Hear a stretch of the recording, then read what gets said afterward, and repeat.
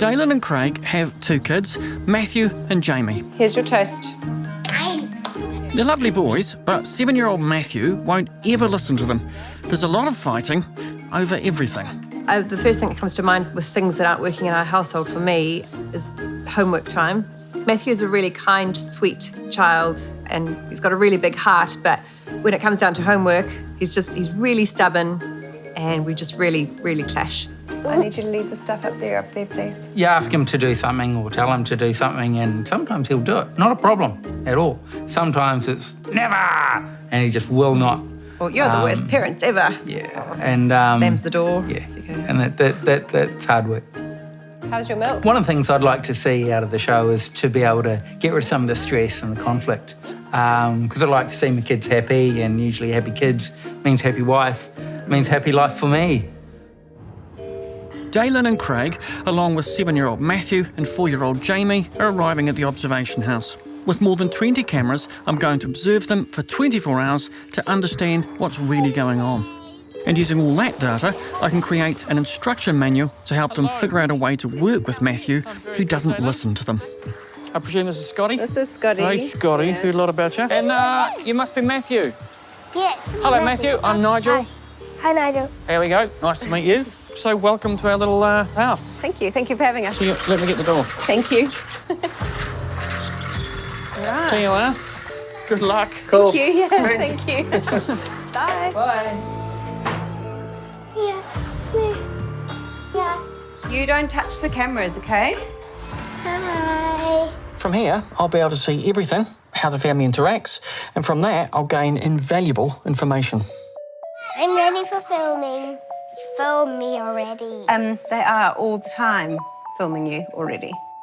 I can see that Matthew is a smart kid. He's intensely curious about the filming process. It is. Now, Now it's time to drag a little of the real world back in. Hello. Hey, Dalyn, look, I know that homework is a big issue for you guys, so let's have a go at that. We're going to do some spelling. Okay. Should.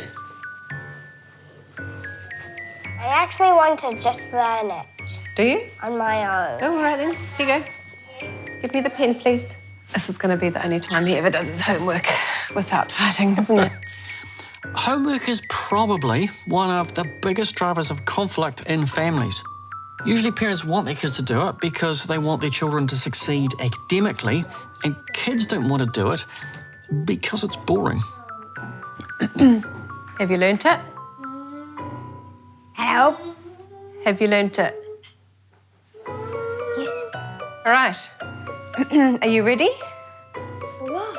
for testing? testing time. We really need to do this. Put me on the wrong page. Well, I gave it to you. Listen, you're actually a bit smart, and you can see when there's actually something on the page. You're looking at a blank You leave page. that. Jamie. Come on, I really, really need you. Please just leave me. No, I won't leave you alone. I can't, because we need to do this homework. Please Hey. do it. What, leave you alone? I will do it. Will you, though? Yes, I Okay, go, get on your bed. will. I need to do it alone so I can concentrate. Okay, but when you're finished, I need you to really learn this. Got it? Because I'm starting to get a bit cross. Okay? So I'm going to leave you for a few minutes. I'll go and do something and I'll come back, okay? No coming back. Yeah, I'm coming back. I'll come back when I'm ready. Oh, will you just? I'll see you in a few minutes. No, you need to do it. I'm not going to respond. But you if need to do ask. it. Nope. Yes. Not responding. You are responding. Not going to. You need to. No. Yeah. No. I'm not leaving until we've done this. Which is going to be never. Well, I'm going to be a really old lady by the time we go home then. 6 + 5. No See- more questions. Hello. It's your invisible mother. Hi. Please leave me alone. Okay, I'll give you 5 minutes and I'm coming back. And we will do it. I love how you're reading. That's really cool. Can we try again with the maths? 20 - 8. 12. Yes, well done. Kids are born with a certain temperament, which fundamentally doesn't change much over their life. And the better you understand your child's temperament, the easier parenting becomes. Now, Matthew has a sparky temperament, and sparky kids make really interesting adults, but they're a lot more work for parents. And actually, if you're planning to watch TV at any stage, do you know what you need to do? Weed. No, tidy up. Nobody's getting anything unless there's some tidying. So we'll create a masterpiece. Matthew is really smart. He's outfoxed his mum, who wants me to see the at-home behaviour. Instead, he's almost perfect. Well, I don't know who these children are. At the moment, poor Dalyn and Craig are probably feeling a bit dispirited because this isn't typical for Matthew. But actually, this sustained outbreak of compliance is still telling us important and useful things. All right, boys. Time to stop now. Thank you for listening, Matt. I've already learned a huge amount from what I've seen so far, but I'm wondering how long can Matthew keep this up? When you don't want your kids to be good, they are. No.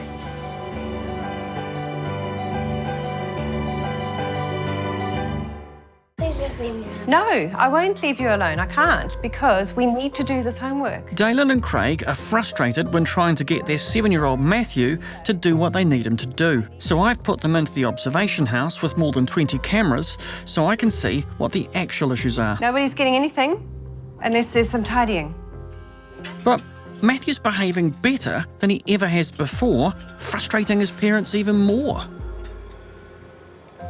We should install some fake cameras at our house. You're so cute. You think I'm joking? No, that's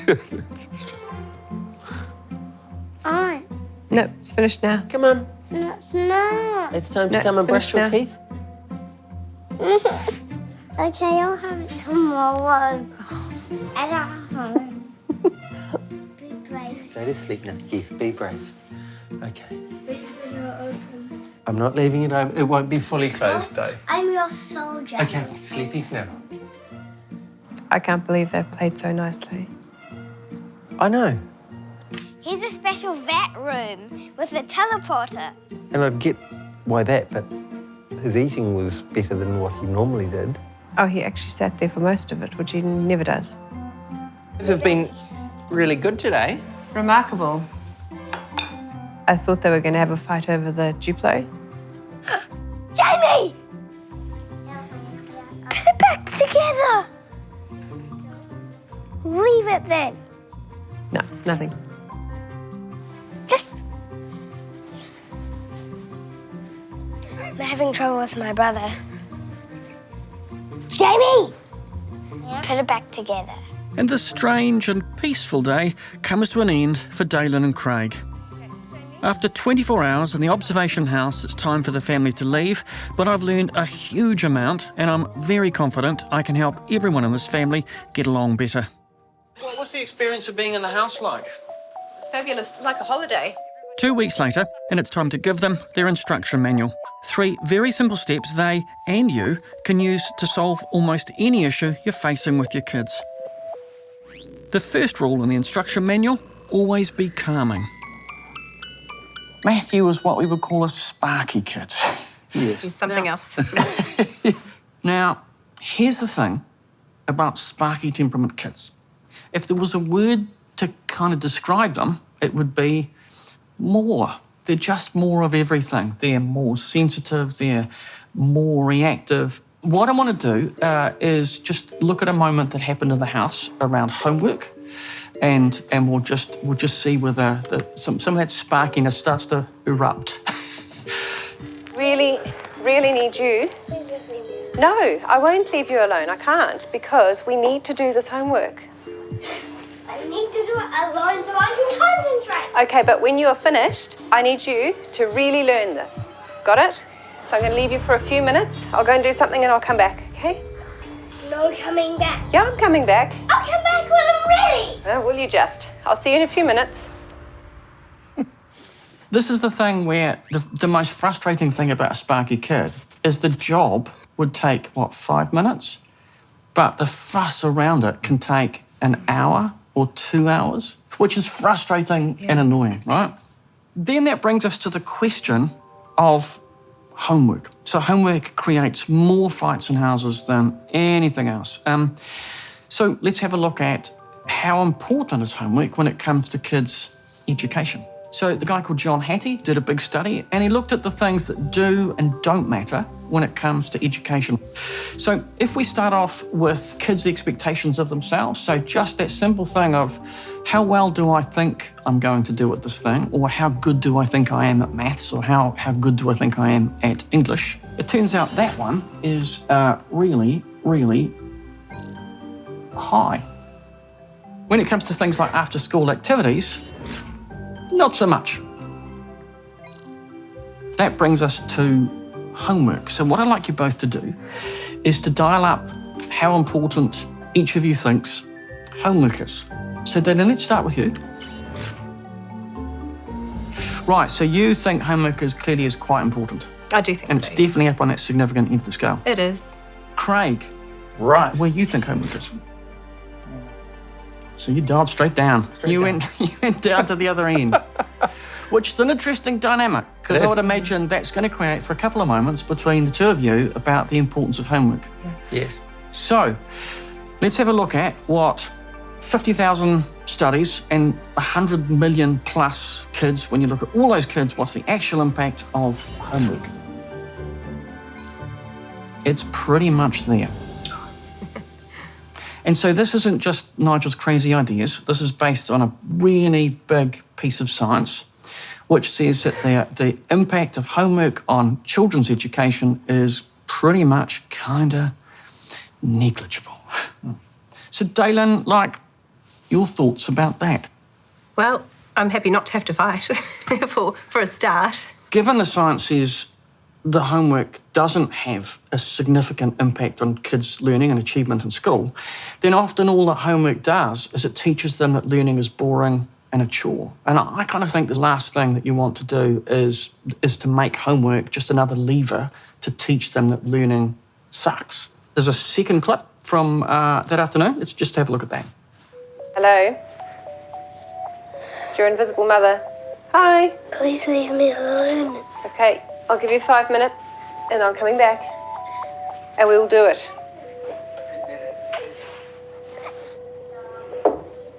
I love how you're reading.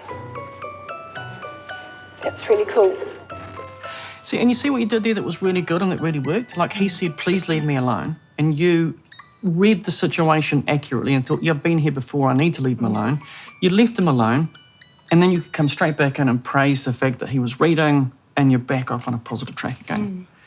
And that's just about reading temperament. Do you know what I mean? It's like, which is what you were doing in the moment, and you navigated through that really well. Thank you. Number 2, all behaviour is communication. You have to understand what the behaviour is saying. So one of the things that struck me as your time in the house was going on was, weirdly, your increasing exasperation over Matthew's good behaviour. Yes. Unexpected. Yeah. Let's watch a little clip and just watch that unfold. I can't believe they've played so nicely. I know. Here's a special vet room with a teleporter. And I get why that, but his eating was better than what he normally did. Oh, he actually sat there for most of it, which he never does. Were you surprised by his behaviour? Oh, look, yes, but he knew the camera was there. He never, ever forgot it. So you may have been feeling like this was an epic fail because we didn't get to see any of those behaviours. But in fact, I actually think what it did is it told us something really important about what he's capable of. So clearly, Matthew was able to get through 24 hours in a house with a whole bunch of things happening. There was food happening, there was annoying little brother stuff happening, there was changes in routine happening, change in physical environment happening, and he could still self-regulate and manage himself and get through that time. So that tells us that he has the ability to self-manage and to regulate his behaviour really well. Rule number 3, always have a plan. Let's watch a little moment that you filmed from home, which perhaps reveals a little bit more of Matthew's temperament, and then we'll come back and talk about a plan around that. You haven't even tried the cottage pie.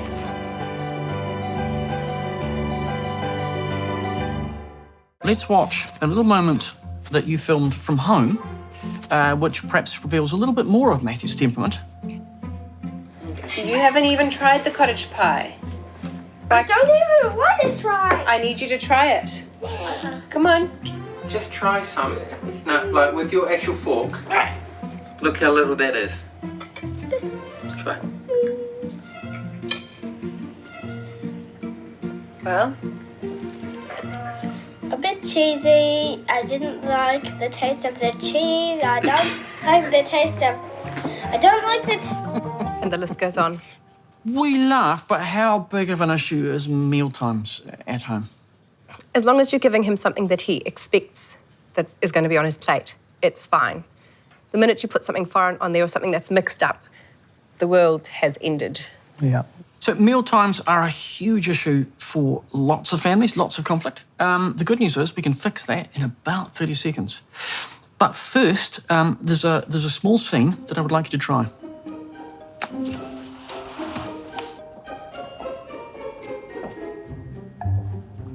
So just imagine a table and some food. So there's a couple of rules with this meal. You must touch the cauliflower and the mussels before you can eat them. You have to eat at least half of the bread. The carrots can't touch anything else. And you have to eat 2/3 of the blue cheese. You also have to do all of that within 20 minutes or there won't be cake. Now, I'm just curious. What's this making you feel about this meal that you're about to enjoy? I'll go to bed without the cake and without the dinner. Is there anything on the plate that you don't like? Not keen on mussels and not keen on blue cheese, but we'll eat the rest without a But problem. you have to at least try the mussels though. You have to at least bite them, at least try them. Do I start melting down now? Well, often we do this to children, right? We put food in front of them and then we put a whole lot of conditions on what they then must do with the food and the time frames that they then must do this stuff with food. So here's the 30-second way to fix fights over eating. Your responsibility as parents in the house is basically what you serve up to them and when you serve it up to them and where you serve it up to them. Their job is what they eat and how much. So it's their choice to eat or not to eat. That's it. You don't fight with them about it. You put nutritious food in front of them and you let them make decisions. And then the dinner table doesn't become a source of conflict and upset, and it becomes like a pleasant family time. Understanding your kid's temperament is hugely important. Instead of thinking about behaviour as being either good or bad, you can see it through the lens of temperament. Maybe they just need more advanced warning. Maybe they need more help to calm themselves down, or maybe they're really persistent. But if you know these things, then you can work with them instead of against them. You can avoid unnecessary conflict and help them to flourish as their own little person in the world. We've covered quite a lot of ground, and that of course brings us to the actual instruction manual. Now, the first thing is, it's not a huge book actually, because when it comes to raising children, it's not a whole bunch of things, it's following a few simple principles. Always be calming, try and calm stuff down, figure out what's his behaviour saying right now, what's it telling us, and then getting a plan and putting that simple plan into place. 2 weeks later, it's time to see if there's less conflict and more calm in this family. Well, the general vibe in the house, I think, is a lot more relaxed. Great. We're not pushing it uphill anymore with the homework, which is great. And so why do you think it's more relaxed? Like, what's the thing that's made the difference to make it more relaxed? Well, it's us. The downstream effect is the kids are happier because we're less stressed, right? Because there was a big thing we talked about, right? I was thinking about Matthew in terms of temperament rather than these are problem behaviours. This is just Matthew and how he is. So how has thinking about him like that changed parenting for you guys? I think we're just looking at it from a different perspective. And I think a lot of the time we had been misreading what he is intending to do. And we're thinking, oh, you know, he's being naughty, he's not doing this, he's trying to be willful and, you know, go against us. But actually, he just has a different plan to what we have. I got this. Amazing. Can I eat now? No, you can wait until after your dinner. Some people might think that if you just stop telling them what to do when you're asking them why they're doing things, that you're kind of letting, that you're giving up control and you're not disciplining them, and kind of kids are controlling the situation. Is that what it feels like to you? No, absolutely not. No. No, we've still got structure and control, but we're guiding rather than instructing. This must be done now. Yeah. And it just avoids that conflict, and usually they're going to be much happier kids to do it. Now, I know that eating was a big stress. How's eating going? It's a whole lot better now. We'll still give a bit of direction if the mind wanders, but we don't push it to the nth degree anymore. It's just, have you had enough? Yes, I've had enough. Okay. Okay. It's pretty yummy dinner. Hey. I'm actually enjoying the children a bit more now that we're not thinking, there's things that we need to fix, there's things that we're not doing, and, the stress of we haven't done this and it needs to be done. Good boy. You watch shows like this where it's the parenting help and all that kind of thing, and you think it's all theory and it's waffle, but it's not. This has actually worked, and it's real common sense, practical suggestions that have actually worked and made a difference. Yeah. No, I won't leave you This alone. family now has a much calmer life because of the 3 rules. 1, always be calming. Instead of focusing on control, they're now focused on calming things down. 2, all behaviour is communication. Dalyn and Craig learned that Matthew's behaviour was really telling them useful things about his temperament, about how he approaches life. 3, make a plan. Work with Matthew's temperament so the important things get done and no one has to waste time and energy in pointless conflict. Now, instead of feeling like they were getting it all wrong, they can enjoy their smart, sparky, cool little kid.